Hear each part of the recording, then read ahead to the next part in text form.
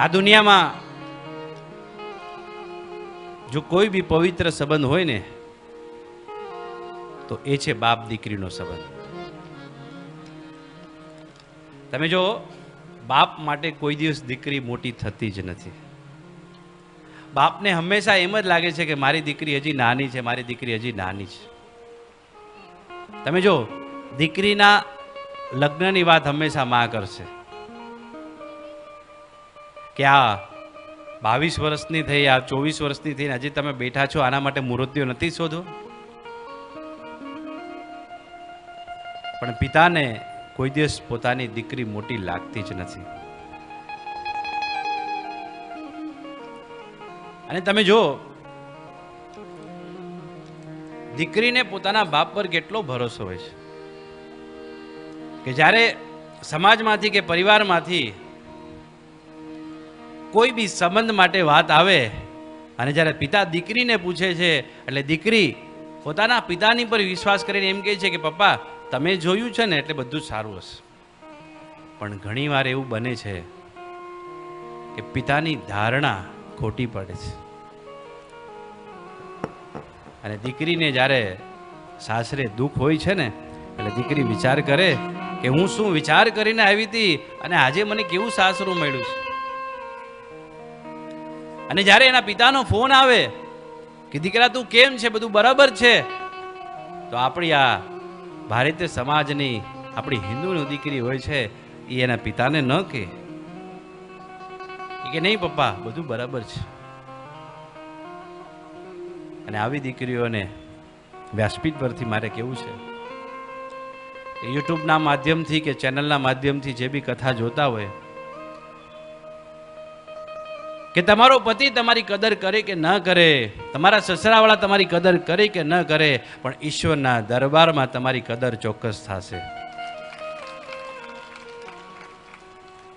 કારણ કે દીકરી સહન શા માટે કરે છે વાલા ભક્તજનો? કારણ કે એના પિતાની આબરૂ ન જાય એટલા માટે એ સહન કરી રહી છે. કોઈ દિવસ તમારા ઘરની પુત્ર વધુ હોય ને એ કોઈની દીકરી છે.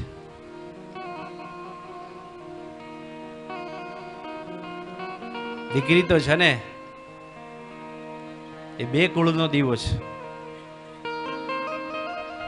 દીકરો બગડે તો એકાદ ઘર બગડે, પણ જ્યારે દીકરી બગડે ને ત્યારે બે પરિવારનું નામ બગડે છે.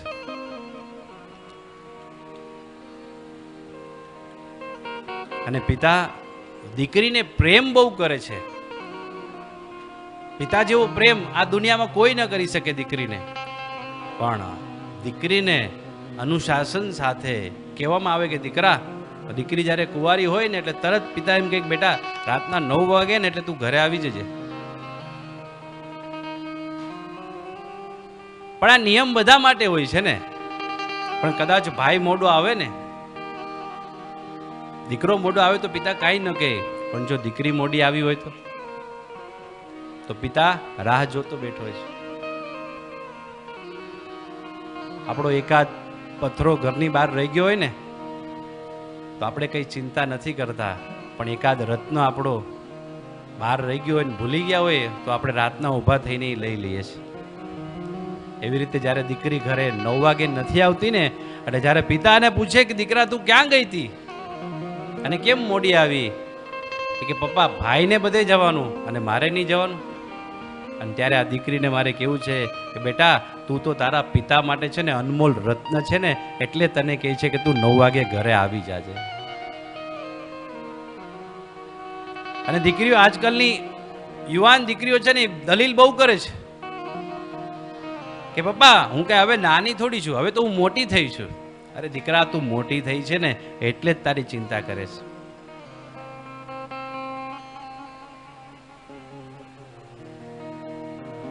તમે જો બાપ દીકરીનો સંબંધ, દરેક સંબંધમાં છે ને અધિકાર આવી જાય છે કે મારી પત્ની છે એટલે આમ કરશે, મારો દીકરો છે તો આમ કરશે. પણ બાપ અને દીકરીનો સંબંધ એવો છે ને કે જેમાં કોઈ અધિકાર નથી. અરે દીકરીને હજી વળાવીને સાસરે મોકલી હોય ને દીકરી જ્યારે સાસરે જાય ને અને સાસરે જાય અને મહિનામાં જેવો કોઈ પ્રસંગ બને કે પિયરમાં મામાના દીકરાના લગ્ન હોય એને સાસરિયામાં કાકાજીના દીકરાના લગ્ન હોય કે દીકરીના લગ્ન હોય, અને એક જ દિવસે બંને લગ્ન હોય. હવે સમજો મુંબઈમાં હોય તો બંને જગ્યાએ પહોંચી જાય, પણ એક લગ્ન મુંબઈમાં છે અને એક અમદાવાદમાં છે. એટલે આ મૂંઝાયેલી દીકરી એના પિતાને ફોન કરે અને પૂછે, પપ્પા હું શું કરું હવે? તો આજનો પિતા, આપણો ભારતનો પિતા એમ કહે છે કે દીકરા, તને અમે સાસરે વળાવી છે, અને તારું એ ઘર પેલા તારા કાકાજીના દીકરાના લગ્ન છે ને ત્યાં તું રહે, અહીંયા હું બધાને સમજાવી દઈશ. કેવું હોત તો ન કહી શકત, કારણ કે મામાનો દીકરો જે છે એ તો 25 વર્ષથી હતો અને કાકાજીનો દીકરો તો હમણાં મહિના પહેલા બની ગયો. પણ અધિકાર નથી, એ છે આ બાપ દીકરીનો સંબંધ. અને દીકરી જ્યારે સાસરે જતી હોય ને, કારણ કે આપણે છે ને અમુક શબ્દો બોલવામાં ધ્યાન નથી રાખતા, કારણ કે માં છે ને દીકરીને વારા ઘડી કે તારા ઘરે જઈશ તો શું કરીશ, તારા ઘરે જઈશ તો શું કરીશ. એટલે ઓલી દીકરીને એમ થાય કે આ મારું ઘર નહીં, આ 24 વર્ષ 25 વર્ષથી હું અહીંયા રહી છું, અને મારી માં એમ કે છે તારા ઘરે જઈશ તો શું કરીશ. દીકરીને ક્યારેય એવું નહીં કહેતા કે તારા ઘરે જઈશ તો શું કરીશ. દીકરીને કહેજો કે આ તારું જ ઘર છે. તમે એને કહો છો કે તારા ઘરે જઈશ તો શું કરીશ, અને ત્યાં જાય છે ને તો એ પારકી જણી છે. હવે ત્યાં બી એનું ઘર નથી, અને તમે બી અહીંયાથી એમ કહો કે આ તારું ઘર નથી, તો પછી દીકરીનું ઘર કયું છે? દીકરી સાસરે જાય ને તો કેવળ એનું ખોળિયું જાય છે, બાકી એના પ્રાણ તો એના પિતાના ઘરે હોય છે.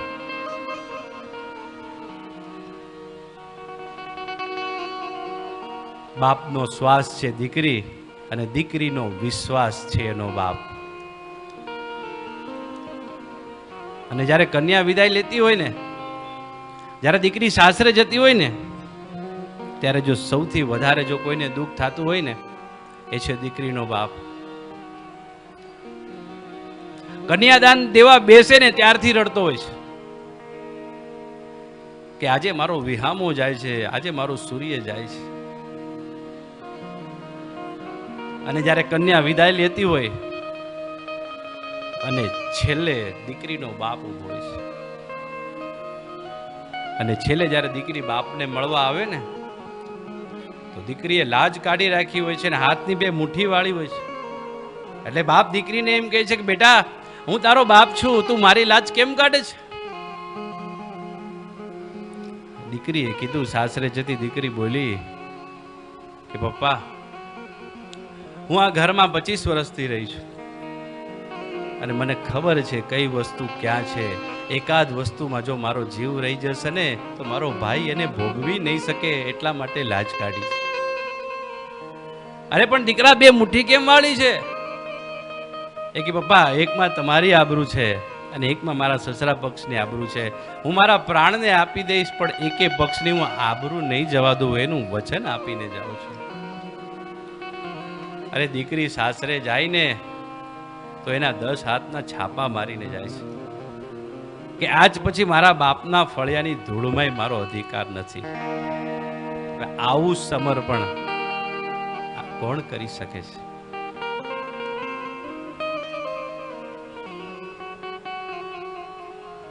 એક નદીમાં એક નાવ જતી હતી, વાલા ભક્તજનો, બધા મુસાફિર એમાં બેઠા હતા, અને એમાં 7 વર્ષ કે 8 વર્ષની દીકરી બી બેઠી હતી. અને દરિયામાં તોફાન આવ્યું અને નાવ ડોલવા લાગી. એટલે બધા મુસાફિરો ગભરાઈ ગયા, બધા વિચાર કરે કે આપણે હવે ડૂબી જશું, આ નાવ હવે ડૂબી જશે, આપણે કોઈ બચશું નહીં. એટલે બધાએ કઈ ને કઈ વસ્તુ પકડવા લાગ્યા. તો ઓલી 7 વર્ષની દીકરી જે નાવમાં બેઠી હતી, વાલા ભક્તજનો, એ કોઈ વસ્તુ પકડી નહીં. ઓલા બધા આશ્ચર્યમાં આવી ગયા. બધા પૂછે કે બેટા, તું બી કઈ પકડી લે, નહીં તો હમણાં આપણે નાવ ડૂબી જશે ને તો આપણે બધા ડૂબી જશું, તું બી ડૂબી જઈશ. અને દીકરીએ જવાબ આપ્યો છે કે નાવ ડૂબે તો ભલે ડૂબે, પણ હું નહીં ડૂબું. ઓલા બધા પૂછે કેમ કેમ કે છે દીકરા? એ કે નાવનો નાવિક છે ને એ મારો બાપ છે. અને આ દુનિયાના કોઈ બાપે પોતાની દીકરીને કોઈ દિવસ ડૂબાડી નથી. આ દુનિયાના દરેક બાપે પોતાની દીકરીને તારી છે. સમણ પરની મૂર્તિ છે દીકરી. અને જ્યારે ભગવાને દીકરીનું સર્જન કર્યું ને વાલા ભક્તજનો, ત્યારે લક્ષ્મીજીએ પૂછ્યું છે પ્રભુને કે પ્રભુ તમે કોના ઘરમાં દીકરીને જન્મ આપશો? તમે કોના ઘરમાં દીકરીને જન્મ આપશો?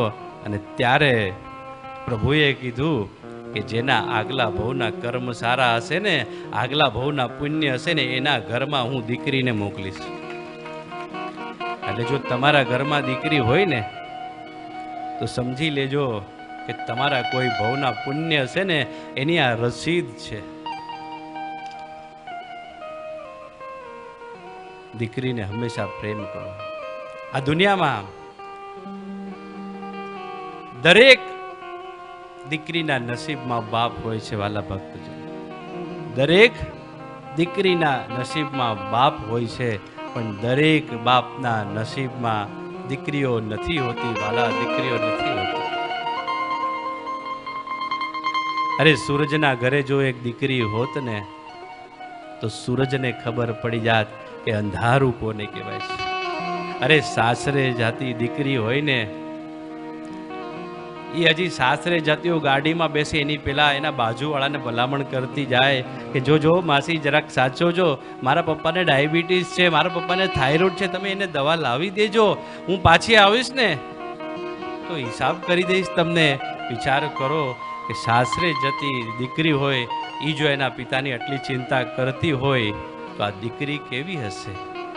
તો જો તમારા ઘરમાં દીકરી હોય ને તો એના માથા પર રોજ હાથ ફેરવજો. એને જે જોઈએ ને એ આપજો, કારણ કે જો દીકરીનું સાચું ઘર હોય ને તો એના પિતાનું ઘર છે. અને દીકરી માટે તો વર્ણન કરે છે ને કે છે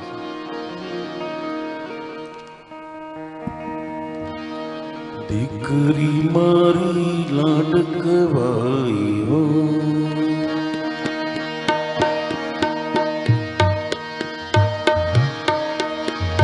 દીકરી મારી લાડકવાઈ, લક્ષ્મીનો અવતાર. દીકરી મારી લાડકવાઈ, લક્ષ્મીનો અવતાર. એ સુવે ને રાત પડે, જાગે તો સવાર. દીકરી મારી લાડકવાઈ હો.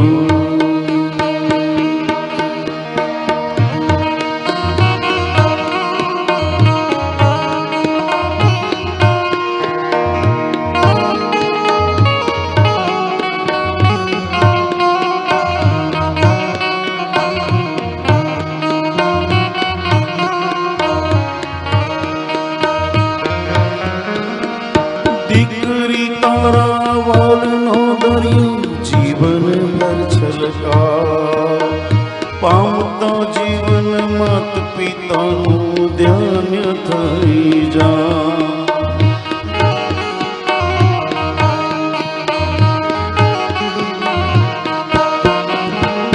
દીકરી તારા વાલનો દરિયો જીવન ભર છલકા, પામતા જીવન માત પિતાનું ધન્ય થઈ જા. એક જ સ્મિતમાં તારા ચમકે મોતીડા જા. દીકરી મારી લાડકવાઈ હો, દીકરી મારી લાડકવાઈ હો. દોરીએ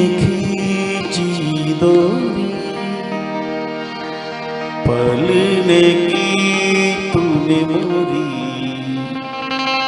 मेरे सपनों को चुराया सारी रात.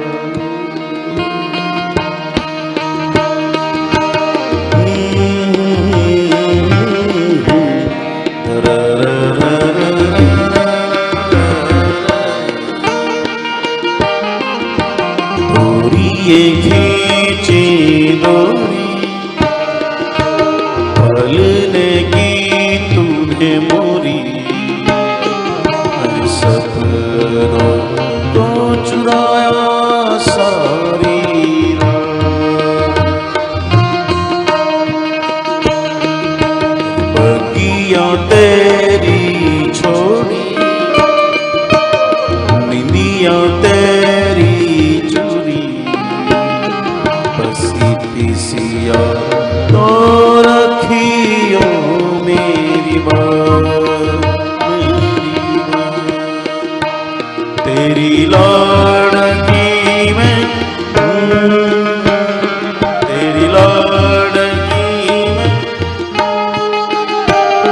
तेरी लाडकी मैं छोड़ूंगी ना तेरा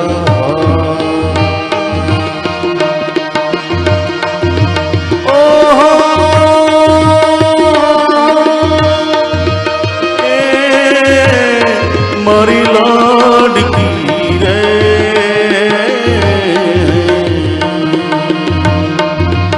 ओ पारे बड़ा तू काले उड़ी जाज रे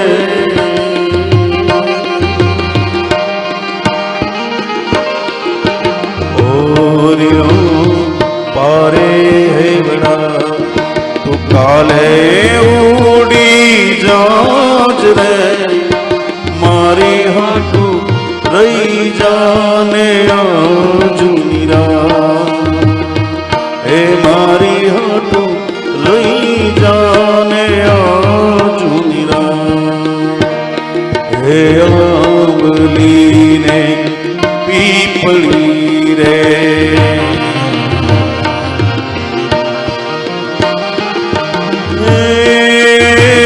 ओली आंबली ने पीपली जोशे तारी वाट जो भेड़ा मળી કરશું અમે ફરિયા